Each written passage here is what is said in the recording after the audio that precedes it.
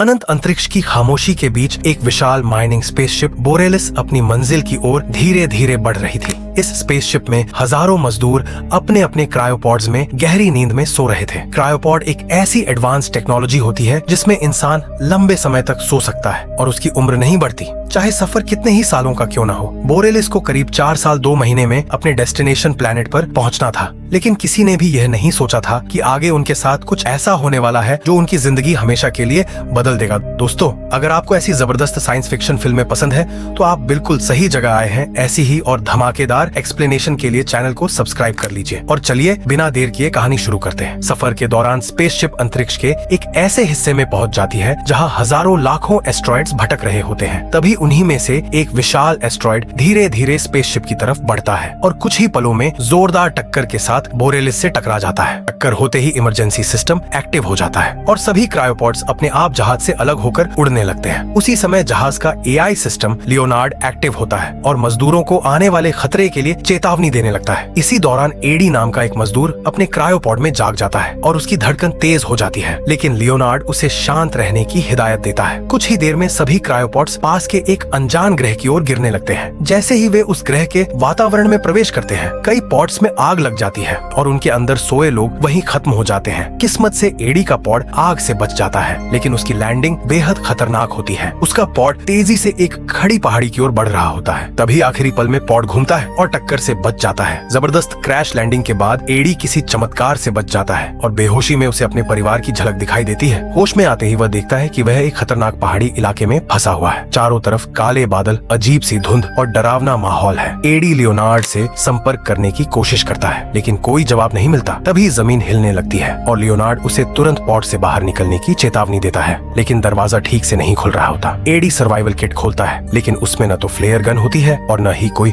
खास हथियार, क्योंकि वह सिर्फ एक छोटा मजदूर होता है। मजबूरी में वह फायर एक्सटिंग्विशर से खिड़की तोड़ता है, लेकिन झटकों की वजह से पॉड मुड़ जाता है और नुकीले कांच से उसका स्पेस सूट फट जाता है। लियोनार्ड उसे चेतावनी देता है कि बिना सूट के इस ग्रह पर ज्यादा देर जिंदा रहना नामुमकिन है। इसीलिए एडी तुरंत स्पेशल स्प्रे से सूट की मरम्मत करता है और किसी तरह बाहर निकल आता है। वह अपने बेटे का आखिरी खिलौना भी साथ ले लेता है और एक अनजान ग्रह पर अकेला खड़ा रह जाता है। तभी वह जलते हुए बोरेलिस जहाज को आसमान से गिरते हुए देखता है और जहाज के क्रैश होते ही इतना जोरदार धमाका होता है कि एडी दूर जा गिरता है, लेकिन फिर भी उसकी जान बच जाती है। बाद में लियोनार्ड उसे बताता है कि वह एक ऐसे ग्रह पर है जिसके बारे में इंसानों को कोई जानकारी नहीं है और उनका स्पेसशिप अपनी असली मंजिल तक नहीं पहुंच पाया। तभी एडी को दूर एक रोशनी दिखाई देती है और वह उसकी तरफ बढ़ता है। रास्ते में उसे बोरेलिस का मलबा मिलता है, जहां उसे एक क्रायोपॉड दिखाई देता है, जिससे वह ऑक्सीजन टैंक निकालने की कोशिश करता है। लेकिन तभी अचानक ऊपर से एक लाश गिर जाती है और एडी डर के मारे कांप उठता है। किसी तरह वह टैंक उठाता है, लेकिन वह पूरी तरह खराब निकलता है। आगे बढ़ते हुए उसे किसी खतरनाक जानवर के पंजों के निशान दिखाई देते हैं, जिससे साफ हो जाता है कि वह अकेला नहीं है। जब वह रोशनी तक पहुंचता है तो वहां उसे ड्वेन नाम का एक और मजदूर मिलता है, जो उसे देखकर खुश हो जाता है। बातचीत में पता चलता है कि उनके पास खाने पीने का बहुत कम सामान है। ड्वेन बताता है कि कंपनी ने पैसे बचाने के लिए